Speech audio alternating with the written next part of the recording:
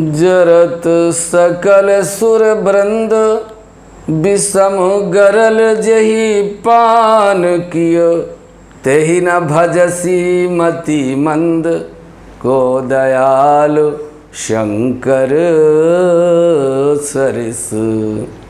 सावन का पावन पवित्र महीना आरंभ होने वाला है। कहते हैं कि जरत सकल सुर वृंद, सारे देवताओं को हलाहल विष के प्रभाव से जलते हुए देख करके विषम गरल जही पान किए। जो हलाहल विष को धारण करने वाले भगवान शंकर, तेहि न भजसी मतिमंद, ऐ संसारी प्राणी मतिमंद मूर्ख, तू इस संसार में भगवान शिव की बिना पूजा के कुछ पाना चाहता है, संभव नहीं है। कहते हैं कि भगवान शिव ही एक ऐसे हैं जो कंगाल को भी धनवान बना सकते हैं। आज आपके लिए दिव्य प्रयोग, सावन में किस वस्तु के प्रयोग से भगवान शिव को किस लिए हम प्रसन्न कर सकते हैं, कैसे प्रसन्न करना चाहिए, तो इस विषय में आपके लिए एक सुंदर जानकारी लेकर के आए हैं। आप इसको सुनेंगे। तो कहते हैं कि भगवान शिव का रुद्राभिषेक किस वस्तु से करना चाहिए। तो वस्तुओं में तो बहुत सी वस्तुएं ऐसी हैं, पर सबसे पहले हम आपको एक ऐसी जानकारी देंगे। शिवस्य गवय श्रृंगेन, भगवान शिव का जो अभिषेक है नील गाय की सींग से ही उल्लिखित है शास्त्रों में, पर इस समय ऐसी श्रृंगी का मिलना मुश्किल है। इसलिए हम आपको इसके विकल्प के रूप में बताएंगे। चांदी की, तांबे की या पीतल की अथवा सोने की श्रृंगी से आप भगवान शिव का अभिषेक कर सकते हैं। तो पार्थिव पूजन भगवान शिव का सबसे श्रेष्ठ पूजन है, क्योंकि हमारा जो ये पंचभौतिक शरीर है ये पार्थिव शरीर है। पृथ्वी, जल, तेज, वायु, आकाश, इन 5 तत्वों से शरीर बना है। तो सबसे पहले हम पार्थिव पूजन का महत्व देते हैं। इसके बाद जो है नर्मदेश्वर शिवलिंग में, नर्मदेश्वर पारदेश्वर शिवलिंग में, पारद के शिवलिंग होते हैं। स्फटिक के शिवलिंग में या स्वयंभू शिवलिंग में या ज्योतिर्लिंग में, इन 5 शिवलिंगों में पूजन का विशेष महत्व है। अन्य तो सब जगह हम पूजा करते हैं।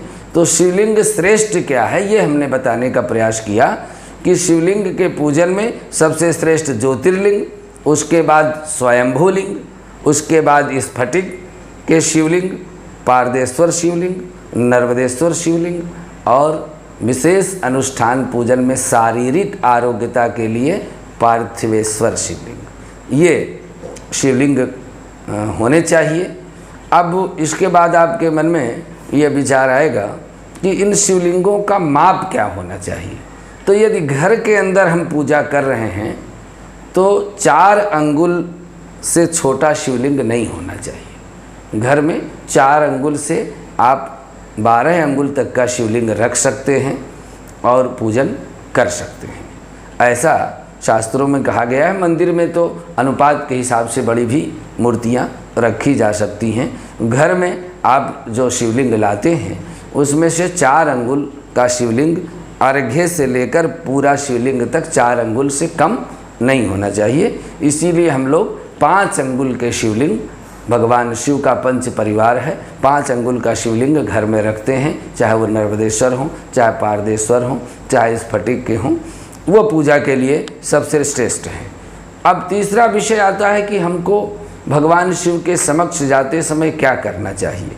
तो सबसे पहले हमको भगवान शिव के समक्ष जाने के पूर्व भस्म धारण करना चाहिए। बिना भस्म धारण के और बिना रुद्राक्ष धारण के भगवान शिव की पूजन का अधिकार प्राप्त नहीं होता है। यदि हम इन 2 अंगों से हीन पूजा करते हैं तो वह पूजा पूरी नहीं मानी जाती है। इसलिए हैं तो 3 विषय, मस्तक में भस्म हो, कंठ में रुद्राक्ष हो और वाणी में ओम नमः शिवाय हो। इन 3 चीज़ों को आप करते रहिए, निश्चित रूप से आपकी पूजा सफल है और पूजा योग्य आप तैयार हैं। अब तीसरा बिंदु है कि किस वस्तु से किस कामना की पूजा हम कर सकते हैं। तो कहते हैं दधनाच पशु कामाय श्रिया इक्षुरसेन वा मध्वाजेन धनार्थी स्यान् मुमुक्ष तीर्थवारिणा। कहते हैं कि यदि हमको जो कामना है उस कामना परक वस्तु से भगवान शिव का अभिषेक करते हैं। अभिषेक शब्द आप जान करके ही प्रसन्नता होती है। अभिषेक कि उनका विधिवत पूजन और श्रृंगार, अभिषेक के निश्चित एक विहित मंत्र भी है, उन मंत्रों के अनुसार पूजा करनी चाहिए। इसमें रुद्री पाठ का विशेष महत्व है। यदि शुक्ल यजुर्वेद के रुद्राष्टाध्यायी का एक पाठ करके आप रुद्राभिषेक करते हैं तो वह रुद्राभिषेक आपका पूर्ण माना जाता है। किसी कामना से करना है तो आप 3 ब्राह्मणों से रुद्री पाठ करते हुए और नमक चमक विधि से यदि पूजा करते हैं तो यह विशेष रुद्राभिषेक है। और इसमें भी यदि 5, 11, 21 ब्राह्मणों के द्वारा रुद्री पाठ करते हुए और फिर भगवान शिव का अर्चन करते हैं तो यह भगवान शिव का विशेष अर्चन है, विशेष कामना से को पूर्ण करने वाला है। तो रुद्री पाठ का विशेष महत्व है। यदि रुद्राष्टाध्यायी पढ़ने वाला ब्राह्मण पूर्ण ज्ञानी नहीं है, रुद्री पाठ नहीं कर रहा है, तो फिर यह पूजा वहाँ पर अधूरी है। इसलिए रुद्राष्टाध्यायी के पाठ का विशेष महत्व है। ये अंग हो गए। अब वस्तुओं के विषय में आपको बताते हैं। प्रायः तो भगवान शिव का रुद्राभिषेक लोग जल से करते हैं। जल से क्या होता है? कहन कि जलेन वृष्टि मापनोति, जल से यदि भगवान शिव का रुद्राभिषेक आप करेंगे तो वृष्टि होगी। आप जल ले आइए, गांव में सूखा पड़ गया, जिले में सूखा पड़ गया और प्रदेश में सूखा पड़ जाए, भगवान शिव से जो जल वृष्टि की याचना करते हैं तो उसी समूह में गांव में वृष्टि चाहिए तो आप गांव भर के लोगों को मिल करके सहस्त्र घट से, लक्ष घट से, 1 करोड़ घट से भगवान शिव का इन मंत्रों के साथ रुद्राष्टाध्यायी के साथ अभिषेक करिए, बरसात अवश्य होगी। और फिर इसके बाद कहते हैं कि एक जल और होता है, कुश का जल। यदि कुश के जल से मिश्रित हम भगवान शिव का अभिषेक करते हैं तो हमारे शरीर की जो व्याधियां हैं, रोग हैं, आजकल हम रोगों से बहुत परेशान हैं। इतनी व्याधियां हैं इस मन में, इस तन में कि उनको यदि गिनाया जाए तो कम है। इसलिए ऐसे लोगों को कुशा के जल से भगवान शिव का अभिषेक करना चाहिए। निश्चित रूप से उनका रोग कम होगा, रोग से मुक्ति होगी। इसके अलावा एक वस्तु है दही। दही से अभिषेक किनको करना चाहिए? तो जिनको बहुत समय से अपने भवन का, घर का इंतज़ार है लेकिन घर नहीं बना पा रहे हैं तो वो दही से भगवान शिव का अभिषेक करें। जो पशुओं का परिपालन करते हैं, गौशाला खोलते हैं, दूध दही का व्यापार करते हैं या 4 पहिया का वाहन लाना चाहते हैं, वाहन नहीं ला पा रहे हैं, तो वो दही से यदि भगवान शिव का अभिषेक करें तो उनको निश्चित रूप से वाहन का सुख, पशुओं का सुख और गृह निर्माण का योग ये भगवान शिव की कृपा से प्राप्त होता है। इसके बाद गन्ने का रस आता है। गन्ने के रस से भाग्य में वृद्धि होती है और भगवती लक्ष्मी की कृपा प्राप्त होती है। जिनको व्यापार में वृद्धि चाहिए, जिनको लक्ष्मी जी की विशेष कृपा चाहिए, जो हमारे भाग्य की लक्ष्मी है वो तो हमको प्रायः मिलती है, लेकिन यदि हमको उससे ज़्यादा आवश्यकता है तो भगवान से प्रार्थना करनी पड़ती है। तो गन्ने के रस से अभिषेक यदि आप करते हैं तो धन की वृद्धि होगी, धन की प्राप्ति होगी, व्यापार की वृद्धि होगी। और इसके अलावा एक वस्तु है अभिषेक करने की, गंगा जल, तीर्थ जल। यदि तीर्थ के जल से, गंगा जल से आप अभिषेक करते हैं तो ये भी बहुत श्रेष्ठ अभिषेक है। इससे भगवान की भक्ति प्राप्त होती है। कहते हैं कि जब सीता जी की खोज करके हनुमान जी आए तो भगवान ने हनुमान जी से कहा कि हनुमान कुछ मांग लो। तो हनुमान जी ने कहा नहीं प्रभु, मुझको कुछ नहीं चाहिए। नाथ भगत यति सुखदायिनी, देहु कृपा करियन पायनी, हमको अपनी भक्ति आप दे दीजिए। तो भगवान कहते हैं कि तीर्थ के जल से, गंगा के जल से अभिषेक करने से भगवान की भक्ति प्राप्त होती है, ज्ञान प्राप्त होता है, वैराग्य प्राप्त होता है। और इसके अलावा भी यदि बहुत समय से आपको बुखार आ रहा है, ज्वर आ रहा है, क्योंकि बहुत प्रकार के ज्वर होते हैं, माहेश्वर ज्वर और भी चौथिया ज्वर, तिजारी ज्वर, ऐसे ऐसे बुखार हैं जो 6-6 महीना से नहीं छूट रहे हैं, दवा खा रहे हैं, तो आप एक तीर्थ का जल 1.25 लीटर सुंदर लेकर के और भगवान शिव का नमः शिवाय से अर्चन करें, अथवा 5 लीटर 10 लीटर लेकर रुद्री पाठ करके निरंतर 11, 51, 21 अभिषेक करें लगातार। आपका ज्वर निश्चित रूप से दूर हो जाएगा। गाय के दूध से अभिषेक का क्या महत्व है? दूध का अभिषेक विशेष रूप से आप देखते होंगे, ऐसे तो रोज़ भगवान शिव मंदिर में रोज़ जल चढ़ा आते हैं, लेकिन जब शिवरात्रि होती है, जब सावन आता है, जब कोई विशेष पर्व आता है, तो भगवान शिव का अभिषेक लोग गाय के दूध से करते हैं।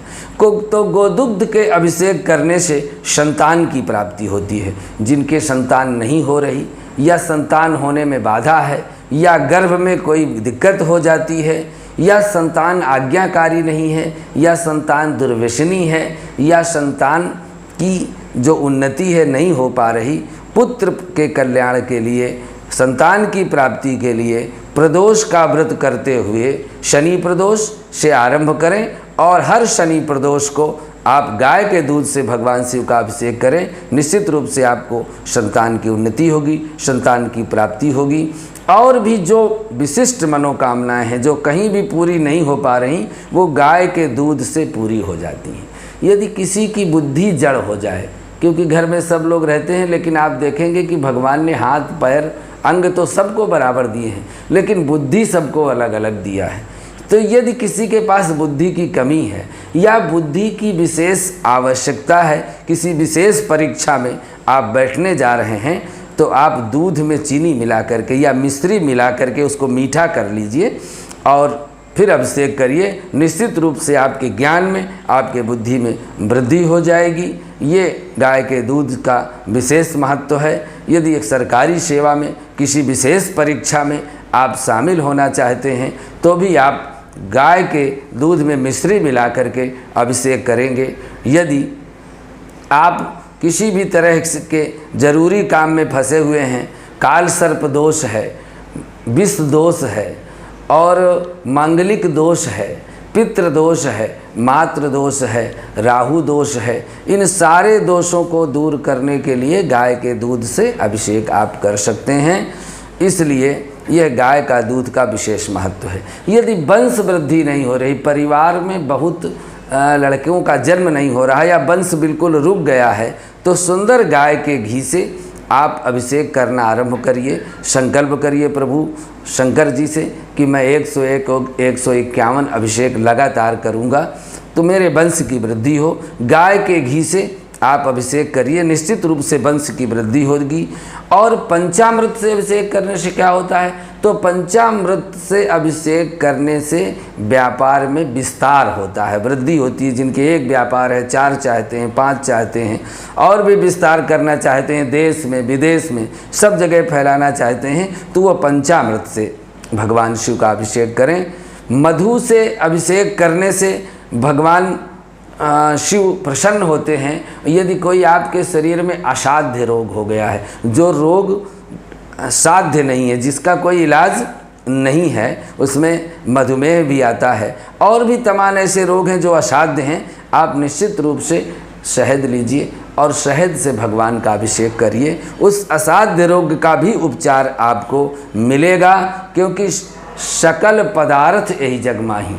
अगर कोई रोग प्रभु ने बनाया है तो उसकी दवा भी बनाई होगी, पर सौभाग्य और दुर्भाग्य रहता है कि वह रोगी उस दवा तक, उस डॉक्टर तक पहुंच जाए। तो भगवान भोलेनाथ की कृपा से मधु से आप अभिषेक करेंगे तो आपके रोग का उपचार हो जाएगा। और मधु से अभिषेक करने से पापों का क्षय होता है। जो बहुत जन्म जन्मांतर के शरीर में पाप भर गए हैं, भाग्योदय नहीं हो रहा है, बहुत प्रयास करने पर उन्नति नहीं हो पा रही है, तो वो पापों का प्रभाव है। इसलिए भगवान शिव का मधु से अभिषेक करें और निश्चित रूप से पाप कम हो जाएंगे। सरसों के तेल से अभिषेक करने से रोग नष्ट हो जाते हैं। यदि परिवार में बहुत लोग रोगी हो गए हैं और वह रोग दूर नहीं हो रहा, या परिवार में शत्रुओं की वृद्धि हो गई है। इन दोनों चीज़ों को नष्ट करने के लिए सरसों के तेल से भगवान का अभिषेक कर सकते हैं। और सुखद दाम्पत्य जीवन, आजकल तो पति पत्नी में भी बहुत विवाद है, परिवार में भी सुख शांति नहीं है।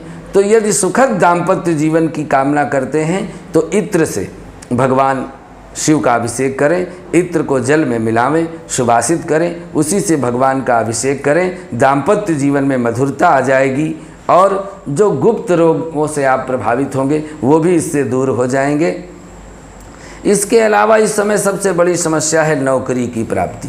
नौकरी की प्राप्ति के लिए बच्चे बहुत प्रयास करते हैं, लेकिन माता पिता यदि उनको सही मार्गदर्शन करके स्कूल अच्छा देते हैं, पढ़ाई का माहौल अच्छा देते हैं, लेकिन भाग्यम फलति सर्वत्र न तो विद्या न तो पौरुषम। भाग्य ही फलदायी होता है, न विद्या ही और न पौरुष ही। विद्या और पौरुष को फलदायी बनाने के लिए अपने भाग्य को जागृत करना पड़ता है। इसलिए यदि सुंदर भांग को पीस करके गाय के दूध में मिला करके और उससे अभिषेक किया जाए तो निश्चित रूप से भगवान शिव नौकरी देते हैं, नौकरी की प्राप्ति होती है। इसलिए दूध को भांग में मिला करके अभिषेक करें।